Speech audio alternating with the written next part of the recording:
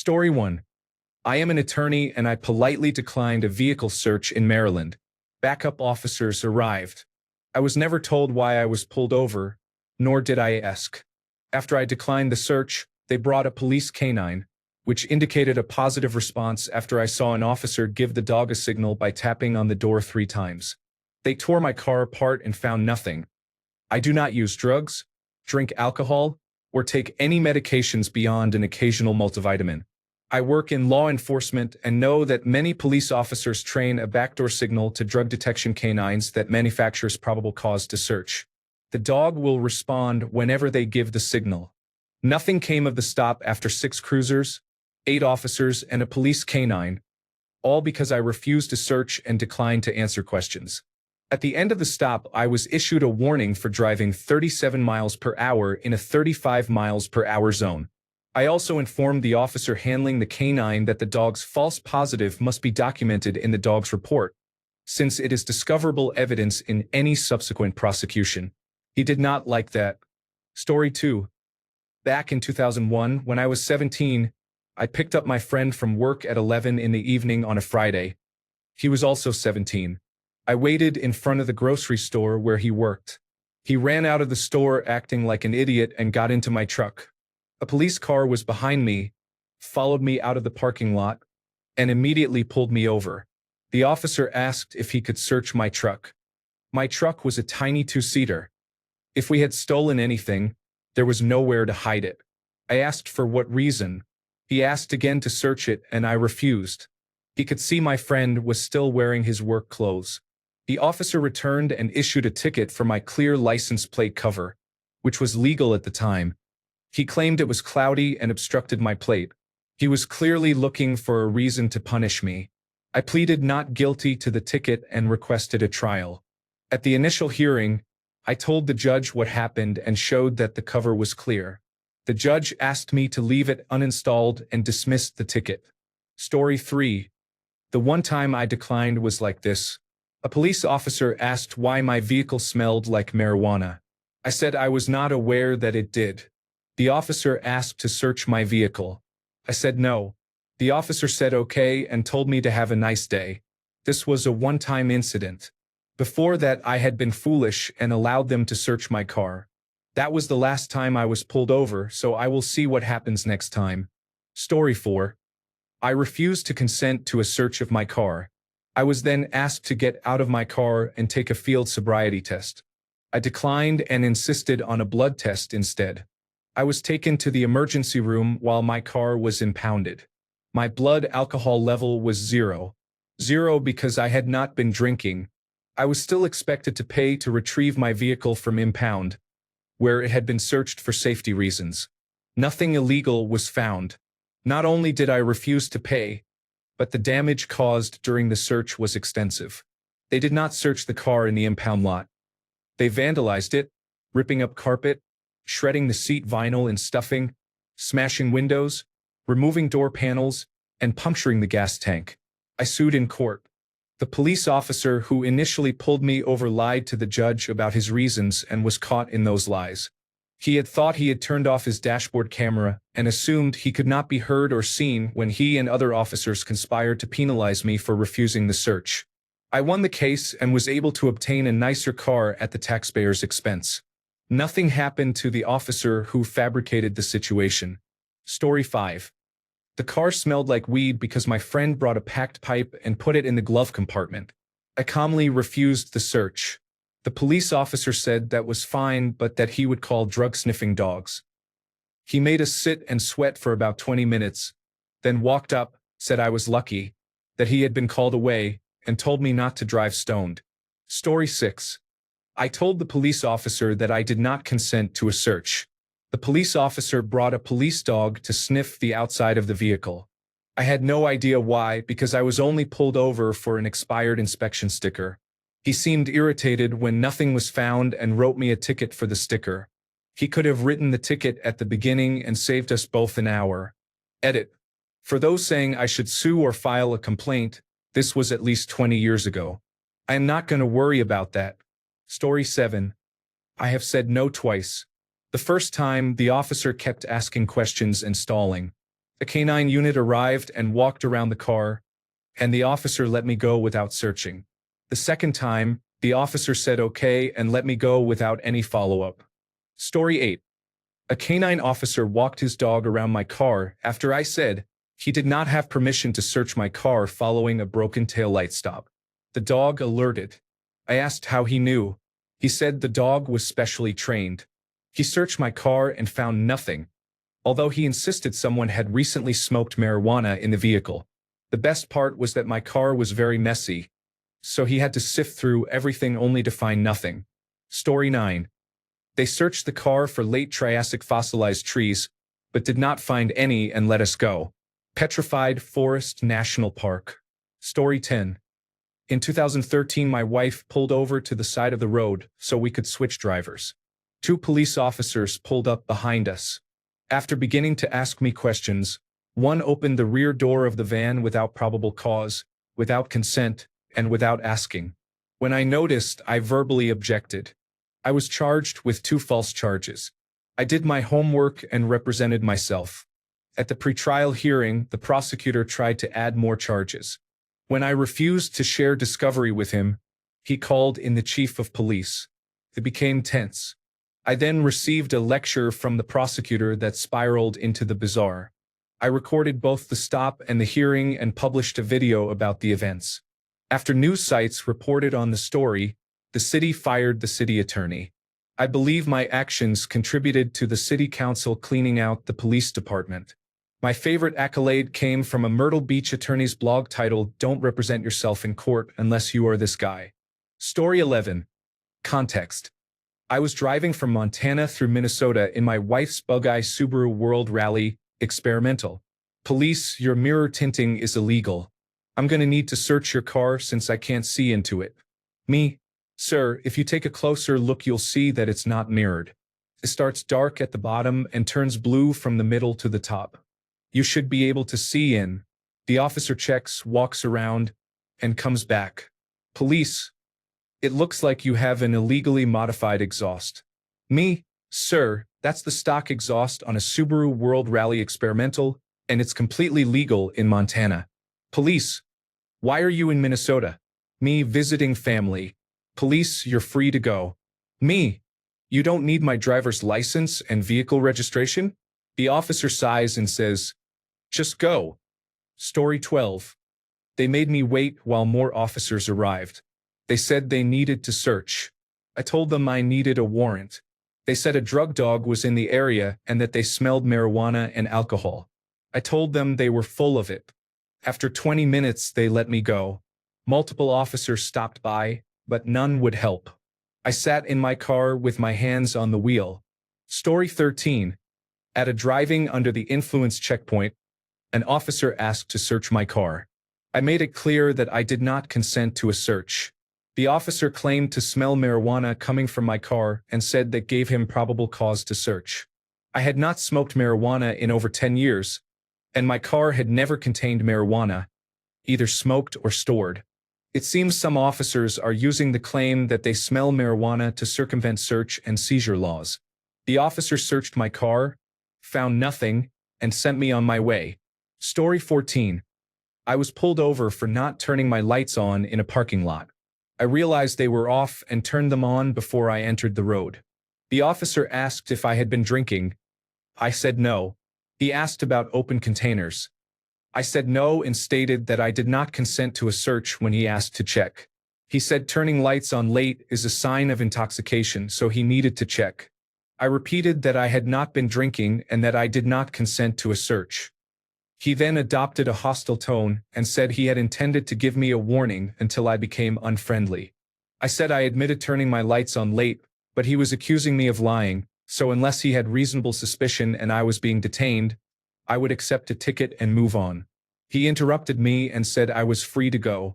It feels like a game to them, but if you use the right words, they must decide whether to pursue it. Fortunately, he chose not to pursue it further. Story 15. I was searched anyway. For your information, when this happens, state that you do not consent to a search and do not answer any questions without a lawyer present. Police can lie and manipulate you into giving consent. They will probably search your car anyway, but the time to fight that is in court. Officer, I do not consent to a search of my person or vehicle. Am I being detained? The last question may seem like a meme, but it is important to ask. If possible, record the interaction. I have a dashcam intended for Uber drivers, and after my experience with the police, I have it angled to record me and my interactions during a traffic stop. Story 16. A lawyer on YouTube revealed that the police will not necessarily ask to search your car, but may say things like, "I see something odd in your back seat. Can I take a look at that? Police officer, you have a tail light out. Pop your trunk and let me see if it is a wiring issue." No, officer. You are not a qualified mechanic and may not even be a good electrician, so I will have my mechanic look at it. Story 17. Got pulled over 1 in the morning after dropping off my brother and his friend at the airport. I was in a shady part of town and briefly pulled in and then left. To the police officer, it probably looked like a drug deal. The officer said my license plate light was out, which it was, and asked what I was doing. I told him I had picked them up at the airport and dropped them off. He then asked about the items in my back seat and whether he could look. I replied that they were dirty work clothes and McDonald's bags, that it was 1 in the morning on a Tuesday, and that I wanted to go home so he could not look. He shrugged, checked my information, and let me go with a warning. Story 18. I was sent on my way with a warning. A friend and I were leaving a New Year's Eve party when we were pulled over. The officer asked if we had been drinking. I had not. I was driving. He asked if he could search the car for any open containers of alcohol, which I declined. He then said I had been swerving and told me to pay better attention, but I was not swerving. My girlfriend's mother was a traffic court judge and said this was likely an attempt to get the first arrest or ticket of the year and win an office pool. Since I was not obviously doing anything, he did not want to waste his time and let me go. Story 19. I was at a gaming party with my coworkers. We played Call of Duty until 2 a.m. When I started to drive home, I saw a police officer outside the house where I had been. As soon as I left, he followed me and pulled me over. I asked why I was being pulled over because I had barely left the driveway. He told me he had run my plates and that the vehicle was stolen. It turned out he had not run my plates. He said he just wanted to check whether I had been drinking. I was very upset to be pulled over for a false reason. I told him the only things I had to drink were Mountain Dew and Monster Energy. Story 20. This happened to my slightly disabled son. He stopped to make a phone call in another town and parked in front of a known drug house. He remembered what I told him. No, I do not consent to any searches of my car. It was a warm night and the car windows were open. They brought a drug dog, which jumped into the car through the open passenger window. That was an illegal search. Instead, they cited him for 4 traffic violations. My best friend, a lawyer, came to court and beat all but 1 charge. The remaining charge was a broken taillight, and that was my wife's fault because it was her car.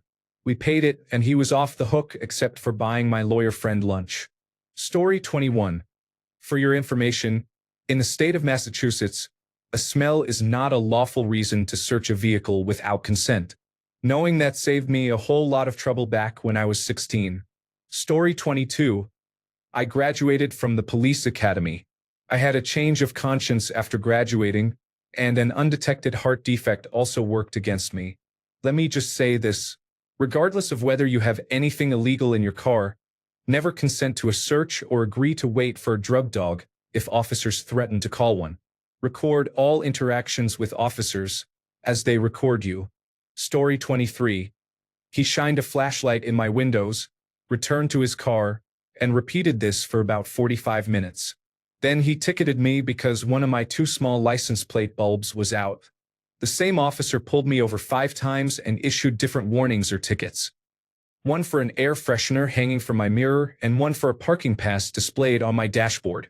He told me once that he stopped me because there was a car ahead and that intoxicated people follow other cars. He was fishing on a college housing road late at night. I was never drunk. I worked 2 jobs and had to use on-campus labs for school, so I kept odd hours. He acted as if I was inconveniencing him. All of the neighboring police, campus police, and Air Force Base police were fine. It was just that one city's officers, and the city limits began halfway down that road. Story 24. The police officer asked if he could search our vehicle, and I said no. He then gave me a ticket and left. Fortunately, he did not search because I had a large amount of drugs in the car. Story 25. The police officer yelled at me for half an hour about how I would not like it if he had to call in the dogs or obtain a warrant. I had a panic attack and was crying, but I stood my ground and refused to let him search my car. Eventually, he gave me a speeding ticket and let me go. I did not have anything illegal in the car, but I know how police officers can be. If he had wanted to find anything, he would have found it. Story 26. I was 16 years old in 2004, in the first couple of months of having my license. It was a small city of maybe 20,000. Earlier in the evening, my friend and I saw some of our other friends in a parking lot. We went over and talked to them for a bit, as kids do, and then we left. We were basically just driving around all night hanging out. There were no drugs or alcohol. About 20 minutes after leaving our friends, we were pulled over. The police officer said someone had called and reported that we were dealing drugs and that she needed to search the car. I stood my ground and repeatedly said no while my friend panicked. She eventually got me out of the car and tried to intimidate me into allowing the search. I did not have anything illegal on me or in the car, but I knew she was in the wrong. She eventually gave up and told me to go home, which opened up a whole other discussion. Story 27. An officer may reverse a question to trap you. For example, an officer might ask, "Do you mind if I look in your trunk?" If you reply yes, does that mean you consent or object? A judge will likely side with the police. I have watched many First Amendment videos and learned a lot. Always record your interactions with law enforcement. It is your right. Story 28. I sat on the curb while a succession of officers demanded, threatened, and tried to do me a favor to get me to unlock my glove box. Their probable cause was that I was being uncooperative. I was uncooperative because I was demanding a warrant. They threatened to bring a police dog to sniff my truck so they would not need a warrant. Finally, a supervisor showed up and made them let me go as a break for me, as if they were doing me a big favor after an illegal detention. A request for a warrant is not itself probable cause to obtain one. Traffic stops cannot be unnecessarily extended to allow time to get a police dog. They had nothing to stand on, and they knew it. Story 29. They asked why I was refusing. "Because you asked, so I have the option of saying no," the officer continued. "What are you, a lawyer?" My response: "No. Actually, I am a veteran, and voluntarily giving up my constitutional rights for no reason is not something I do lightly. If there are no other questions, I would like to be on my way." I handed my documents back, and that was it. Simply put, if an officer asks to search your car, the answer is always no because they asked. Story 30. I was pulled over after leaving the parking lot of a hotel known to be a drug den. Officers asked to search my vehicle and I respectfully declined. The officer became extremely angry and said that if I did not consent to a search, they would bring a canine unit, and if the dog alerted, they would search the vehicle and arrest me. I called their bluff. After waiting 40 minutes for the canine unit, which never arrived, they sent me on my way. I had pulled into the lot because my global positioning system was malfunctioning and I did not know where to go. I did not exit my car while in the parking lot. I have never used or possessed illegal drugs. Story 31. They impounded my vehicle. The follow-up lawsuit cost the police officer, the prosecutor, and the deputy chief their jobs. Story 32. They bring a dog, claim it alerted to your car, and search it anyway. Police dog alerts are unreliable and far less accurate than they appear. An officer can make a dog indicate detection of anything they want. Story 33. Officers often deploy a police dog to sniff a vehicle. If the dog alerts or the officers believe they have sufficient cause, they will search the vehicle. Story 34. After I said no, he threatened to call in dogs and said things would be worse for me. I told him to call the dogs, and he left for 5 minutes, then came back and let me go on my way. He was aggressive and abusive throughout the whole thing. Story 35. Rodriguez v. United States holds that police officers may not extend the duration of a traffic stop to wait for a drug detection dog without first satisfying the reasonable, articulable suspicion standard set forth in Terry v. Ohio. A police officer may claim that they smell a controlled substance and say they will either call for a dog or conduct a warrantless search of your vehicle. In that situation, you should record the interaction or begin recording.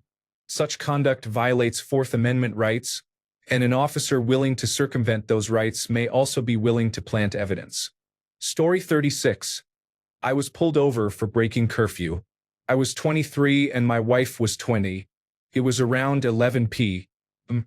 and we were driving home after a date night. The officer looked over my driver's license, registration, and insurance and asked to search the car because we were too young to be out that late. I refused. He said to wait while he called it in and that additional units would be there shortly. 10 minutes later, he drove off, so we continued home. Small town police. Story 37. My best and worst moment. I came barreling down a highway exit ramp too fast. A police officer pulled me over and asked why I was in such a hurry.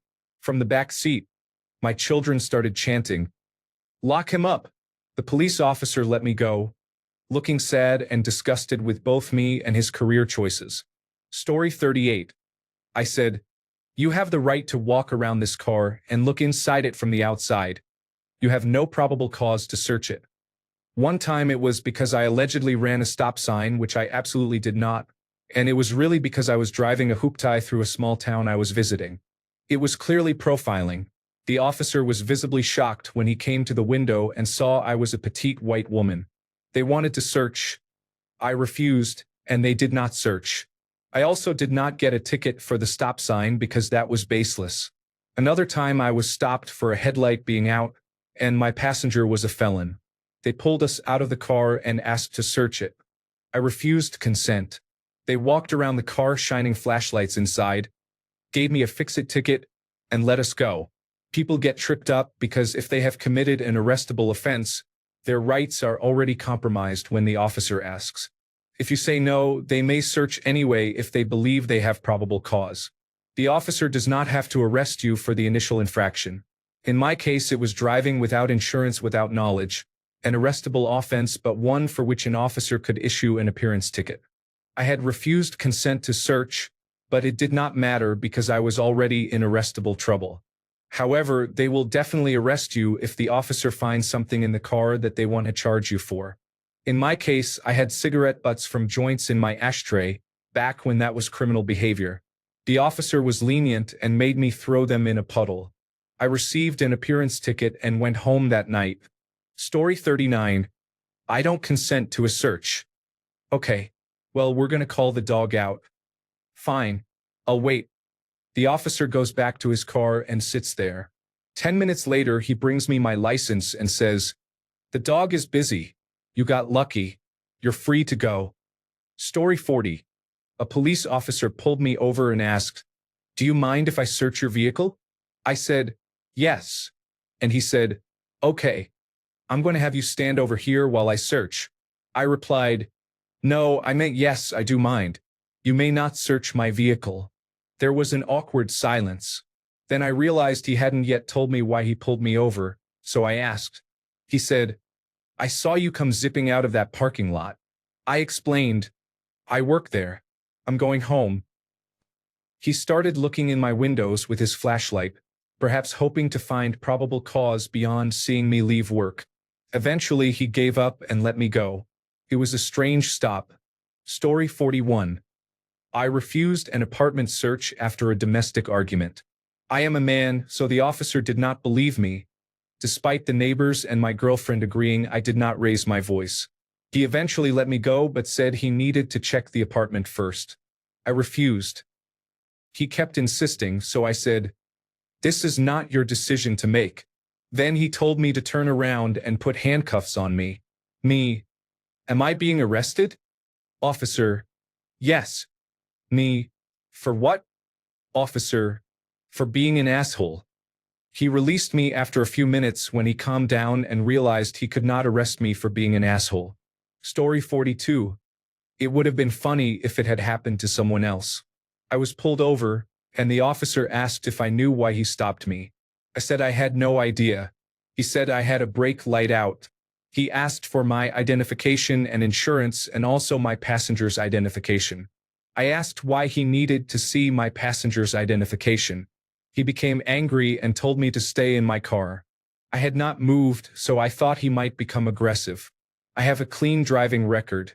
He ran my identification and said he needed to search my car. I refused and asked him to call his supervisor. Instead, he said he was waiting for a canine unit to check my car. I called 911 and told the call center what was going on. I then learned my local police had no idea there was any traffic stop on my road. It turned out the officer was from the next door town. It was not his jurisdiction. My town's police arrived, and almost an hour after the initial stop, I was told I was free to go. The first officer thought my passenger was a prostitute, which really upset my wife-to-be to be called that. I am not surprised to hear about police misconduct, and I realize not all police officers are like that. But the fact is that police have no interest in policing themselves. There was no valid reason to be pulled over. The brake light appeared to be working again. There was no legal justification. Story 43. Within seconds of being pulled over for swerving, which I was not doing, a second car pulled up with a drug detection dog. The officer said my father's license was expired. I asked whether that affected my license in any way. He paused, then said no and told me they were performing random searches and to stay in the vehicle. He brought the dog to my trunk. The dog started barking and jumped on it, which gave them probable cause. I have never used drugs. They put me in the back of a police car and searched my car on the side of the highway for an hour, removing everything, including my musical instruments. They asked me about 5 times whether I had any hard drugs and made me perform driving under the influence tests. They finally let me go when they found nothing. When I got back into the car, I could see they had even gone through my global positioning system, looking at where I was going. Immediately they drove around me and turned on their lights for the next car they saw. I was probably fortunate because I was friendly, calm, and white. They seemed to be looking for any excuse to stop someone. I still wonder whether they trained the dog to bark on command to provide probable cause for searches, or whether a false positive occurred when the dog became excited. Story 44.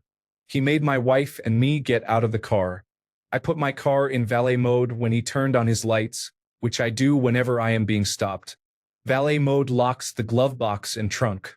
I keep my car very clean, so all he found was Tums, insurance and registration, and sunglasses in the center console. In my door pocket was a Kit Kat wrapper. The back seat had my hoodie with nothing in the pockets. Since he could not open the locked glove box or trunk without a warrant, he issued me a ticket for 4 miles per hour over the limit and sent me on my way. He originally stopped me for driving 74 miles per hour in a 70 miles per hour zone, but was especially angry because he was driving 70 miles per hour in the fast lane and I passed him on the right. Story 45. First time I said no because I was in a rush. He said, "It is going to take longer if you make me call for the dog." I replied that I would rather be late waiting for a dog than be late because I was searched for no reason, and he let me go. The second time, the canine unit arrived before they had finished running my license. I refused to search. The officer said the dog was going to sniff around my car, and if it alerted, he would be able to search. They brought the dog out. It did not alert to anything, and they let me go. Ever since then, I always ask, "Am I free to go?" After I receive a ticket, warning, or similar, they say yes. I then politely decline any search and tell them to have a nice day. Story 46. I am going to search your car. Okay? No. I do not consent to a search. You do not have probable cause. Wake up a judge if you would like, but you are not going to search my car without a warrant. The police officer made me sit on the curb while he claimed he was going to get a warrant, then told me I was lucky he was letting me go. Story 47. He pulled me over for my tint, but I kept the receipt in the car showing the tint percentage, which was at the legal limit, so he had nothing to ticket me for. He insisted my car smelled like cologne and Axe body spray and used that as a reason to search the vehicle, which I told him was not probable cause. He told me to wait in the car, then spent a long time in his vehicle and tried again to get my consent to search. I refused and told him to leave me alone in a polite way. After further delay, he finally told me I could go. Story 48. Standing up for your rights and refusing to answer questions should never be a reason for police officers to search your vehicle or retaliate against you. Police officers are not your friends. They may be looking for probable cause. Be polite and decline to answer questions. Example: Officer, where are you coming from? I do not answer questions. Your answers can be used against you. If you say you are coming from a bar, an officer might claim they detect the odor of alcohol and ask how much you drank. If you say you came from a particular neighborhood, an officer might call it a known drug area and ask to search your car. If an officer asks, "Do you know how fast you were going?" Answer yes. Do not admit speeding or say you were not paying attention. You do not need to roll your window down all the way. Rolling it down fully lets officers smell or see inside your car. If an officer claims they smell something, deny it so the denial is on camera. You should record your interactions with police officers. In Florida, you do not have to consent to a roadside sobriety test. An officer may say they will make a determination based on your performance. Performing the test can harm your case whether you are impaired or not. You may be required to submit to a breath test or a blood test and to step out of the vehicle if they request it. Your results may vary. I am not a lawyer. Story 49. I am a former police officer. In my experience, the rate at which requests to search a vehicle were granted was staggering. There is a feeling of obligation to agree to everything. I can only remember 1 or 2 times when the driver refused. Here is a tip. If an officer is asking to search, they do not have enough probable cause to do so. Never consent to a search. It does not matter if you have nothing to hide. That is not your problem, and police officers often make it seem otherwise. It is your constitutional right to refuse a search. If officers really have probable cause, they will search your vehicle anyway. Always be polite. Do not provoke officers. As hard as it may seem, do not raise your voice or escalate the situation with the police. To answer the original poster's question, the few times people refused a search were either met with a canine walking around the vehicle or they were given a ticket or warning and sent on their way. A dog alerted once, and it turned out to be marijuana less than an ounce, which is a waivable offense in my state and handled by paying a fine by mail. Story 50. There are a ton of misconceptions on this topic. I was on the other side of things in a previous career. In brief, during a traffic stop, an officer may ask to search your vehicle. There are 2 likely scenarios. 1, the officer already has probable cause and will search anyway, but is being polite. 2, the officer does not have probable cause and needs your consent to search. In scenario 1, your denying consent does not usually matter because they already have enough to legally search your vehicle. That being said, you should likely still deny consent. If it goes to court, your lawyer may be able to challenge the probable cause. If you gave consent and the probable cause was weak, it may not matter because you consented to the search. If you do consent to a search, you can withdraw that consent at any time. You could withdraw it right before they search the glove compartment. However, the officer may develop probable cause during a consent search, in which case it returns to scenario 1. On a related note, smelling marijuana is probable cause in most states. That is changing, but it is worth being aware of. The same applies to seeing residue on the floorboards. The latter would be risky in court, but it depends on where you live. Yes, literally everyone can smell your marijuana. Story 51. I stood my ground and refused to get out of my car. I kept asking whether he had pulled me over because my license plate lights were out. Finally, he gave up and told me to get the lights fixed. Story 52. Step 1, before refusing, is to record the officer. They cannot make you stop recording them. Record so that if they make mistakes, lie, or violate your rights, you can contest a charge and seek compensation for any inconvenience or trauma. Ask questions and make them repeat themselves. For example, do I need to wait here for you to get the canine unit? Are you saying that if I leave before then I will be under arrest? Ask them to speak clearly into your recording device or to explain if they are avoiding the question. In my experience, many officers display both incompetence and laziness. Do not intentionally anger them. Some may break the law to target you. However, if they judge you to be more trouble than you are worth, they will often move on. Story 53. I was pulled over for slight speeding in the middle of the night while driving to see a dying relative at the hospital. The police officer said he smelled marijuana. I had no patience and told him no. I do not use marijuana, and this car has never contained it. He also questioned my excuse about the dying relative until I showed him pictures on my phone and offered to call the hospital. He issued a speeding ticket but did not search the vehicle. Story 54. They did not search my car because they did not have cause. On another occasion, I was parked on the side of the road while drug-sniffing dogs searched everything. When they found nothing, the police officer used an anti-gay slur and pretended he was going to punch me to create an excuse to ruin my life. Story 55. I tried that once. After being pulled over, I exited the vehicle, closed the door, and locked it. The officer asked for my keys so he could enter my car. I told him directly that he did not have permission to search my vehicle. He grabbed the keys from my hand, looked me in the eye, laughed, and said that I had given them permission to search my vehicle. They then searched my car. Story 56. He called a dog. I'm praying to God it takes a long time for the dog to show up because then I could play the whole "this is detention" card. But the dog shows up in under 5 minutes. The dog sniffs around, doesn't alert. The officer seems miffed and lets me go. 2 things. Everyone knows those dogs are trained to alert on command, so I have no idea why it did not. Also, I had weed in the glove box. I have no clue what happened. At some point, I am probably going to get struck by lightning 3 times over this. Story 57. I will say I do not consent to a search. However, I will not resist if you have sufficient authority to conduct one without consent. Why? If you had nothing to hide, you would consent. Because there are tens of thousands of ways someone could be convicted of a crime.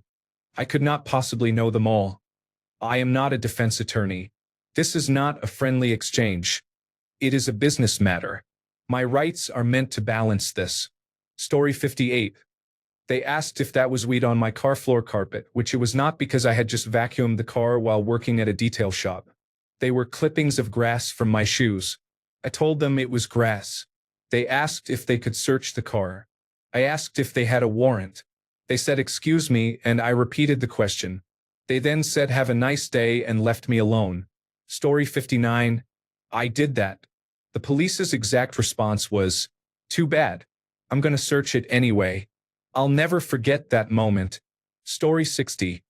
Asserting your constitutional rights is not intended to prevent a search. The police may proceed regardless. The purpose is to make your attorney's job as easy as possible. Story 61. I refused a breathalyzer because I did not trust the device's calibration and was worried about a false positive from mouthwash. I was immediately arrested, and after paying a few $1,000s, the case was dismissed. Story 62. I can hire lawyers, and I would enjoy doing so simply to be obnoxious. Police cannot get rid of me quickly enough. Story 63. Never allow them to search. You may have nothing in the car, but they may plant something. Story 64. Take it from someone who works in this role. We are not your friends. Give us your name and date of birth. Nothing more. We absolutely use mind games to get what we want. Story 65. They use a dog to fake an alert because dogs cannot talk. Then they search your vehicle. Story 66. It was not a traffic stop, but police officers showed up at my door and asked if I knew where my brother was. I said yes and stared at him. He asked if I would tell him. I replied, no, thank you. Please leave, and closed the door. A minute later, he knocked again. I answered and he asked if he could search my house. I asked if he had a warrant. He said he could get one. So I pointed toward the courthouse and told him, the courthouse is that way. Have a good day and please get off my property. I shut the door again. A minute later, he rattled the doorframe, knocking so hard that I opened it and he began yelling, I can arrest you for obstruction of justice. You need to tell me where he is right now. I put my arms out and said, arrest me, officer. Please, because when you do, I'll rename the police station after me. My name's Big Ass Building. He looked confused. I told him, if I'm not under arrest, get the fuck off my property and have a great day, and shut the door. Several minutes passed and another officer, who had been in the yard, came and asked me nicely. I agreed but said I wanted an apology afterward. He said he does not apologize for doing his job. I then gave him his AIS number, Arrest Information System number, and the name of the prison where my brother is, and offered to print directions. He looked defeated and said they would verify that. It is online because of his charges. I asked for my apology and how they had gotten my address. He said through the water company. I asked what my brother was charged with. He replied, sodomy in the second degree of a minor under 14. I asked the victim's name. He said he could not disclose that. I said that was fine. I would tell him. In the court records, the victim is identified by my family nickname, but I currently use my legal name. I asked whether he goes to all victims' houses looking for the assailant, or if I was just special. He looked like a deer in the headlights, mumbled an apology, and left. I filed a formal complaint. It turned out they thought he had 3 sisters, not 2. They had already spoken to my sister. Nothing came of it, but I did receive an official apology on police letterhead. Summary: police came to my house looking for my brother, who sexually assaulted me and threatened to search my house. They left feeling bad. Story 67. This happened years ago. I was a passenger. My friend was driving because my car was in the shop. We were coming home from a bridal shower when a police officer stopped us, claiming he smelled alcohol and that my friend had been swerving. She had not been swerving, and neither of us had been drinking. The officer became aggressive and asked to search the car. I told him he could look from the outside, but neither of us would get out or allow a search of the vehicle. He wrote her a bogus ticket and left. My friend was very shaken and thanked me. My friend is black, I am white, and we both believed the stop was racially motivated since we were in rural, remote Indiana. We left quickly and returned safely to Illinois. I hate to think what could have happened if she had been driving alone. It still angers me how the officer treated her and spoke to me as if she were not there, using me as a verbal punching bag. Story 68. At a traffic light at around 10 p.m., a city police officer pulled up behind me and followed my vehicle for about 12 to 15 blocks until I exited the city limits, then pulled me over. I rolled down my window and waited patiently for about 8 to 10 minutes until another patrol car, belonging to a county sheriff's deputy, arrived and positioned itself in front of my truck. Approaching my window, the city police officer asked about my recent activities, seeking details about my whereabouts and what I had been doing. I answered honestly and explained that I had dropped off my girlfriend and was on my way home. The officer said the reason for the stop was that my rear license plate lights were not working. I apologized for not noticing the malfunction and promised to address the issue the next day. The officer collected my license and insurance information and told me to wait briefly. Another 10 awkward minutes passed. When he returned, he said the county sheriff's deputy with a canine unit wanted my consent to search the vehicle.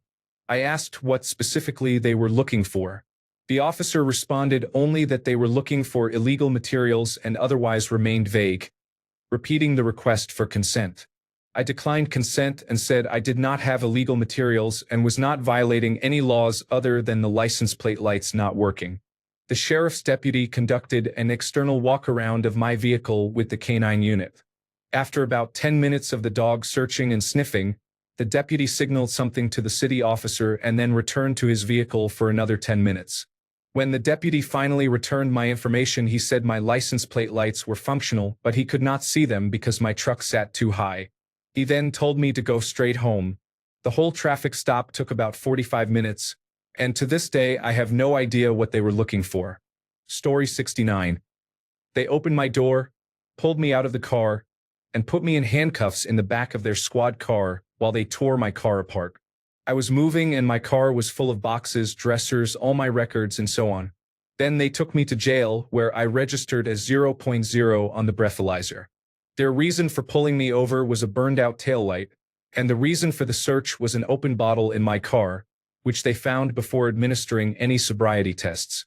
The bottle was in a box with butter, cheese, and frozen items, clearly the contents of my refrigerator as I moved. It was obvious I was moving and I was not drinking in the car. However, I did have marijuana and a pipe. They did not find them. When I got my car back, all my moving boxes and furniture had been opened and thrown around. It was maddening. Fuck the police. Story 70. I used to deliver pizza for a restaurant whose owner had a reputation as a cocaine user.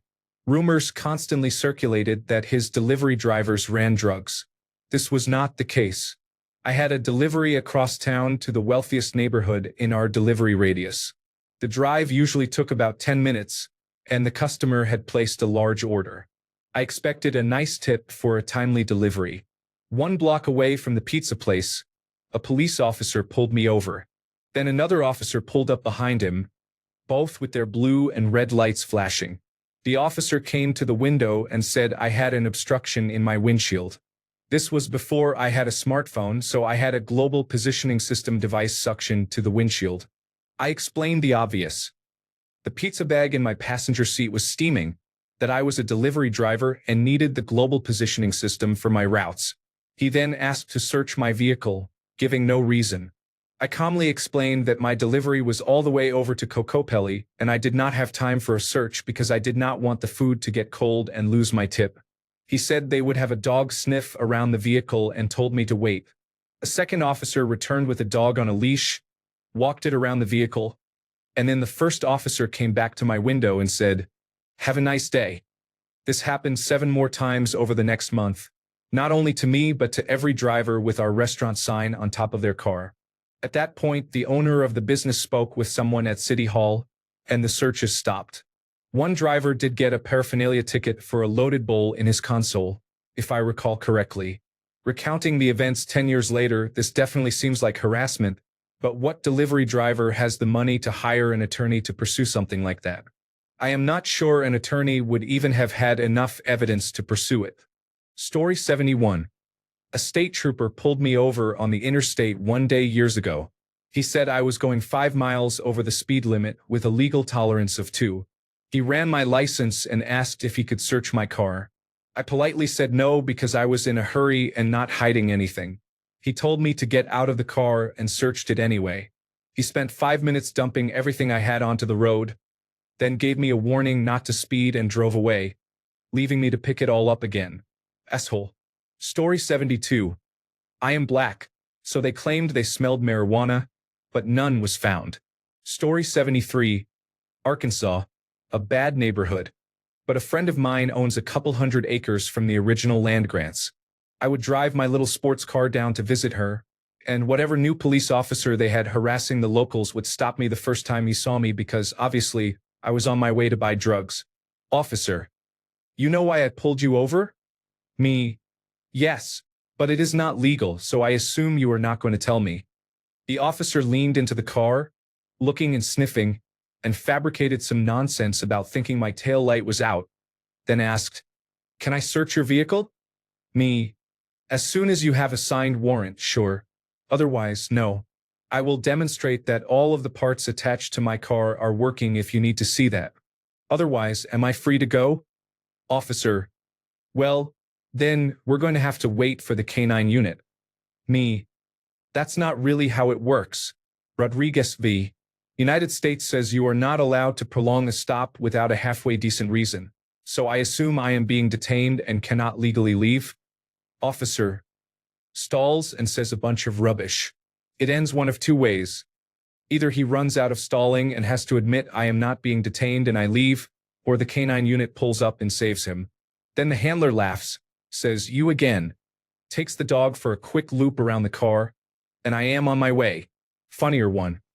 My friend, who lives there, drives a Cadillac with oversized wheels that have spinners on them because she is in her 90s and thinks spinners look like pinwheels. She goes through this with every new officer they hire, too, except they take one look at my grandmother and do not bother with the dog. By the 4th or 5th time, I started to think it's how the local police prank their newbies. Look out for the crack dealer. Shiny new Cadillac with gold spinners. Less funny. The first time they had the dog bark, obtained a warrant, and searched my car pretty exhaustively. They did not find anything, since the only drugs I had ever used were legal in the country I was in when I used them, and it was a big waste of time. I was pleasant about it and chatted with the officer who I assume was assigned to try to get me to admit something. When I told him who I was visiting, he put it together and realized they were unlikely to find anything. Thanks a bunch for sticking around till the end of the video. Remember to subscribe, and until next time, stay awesome and goodbye.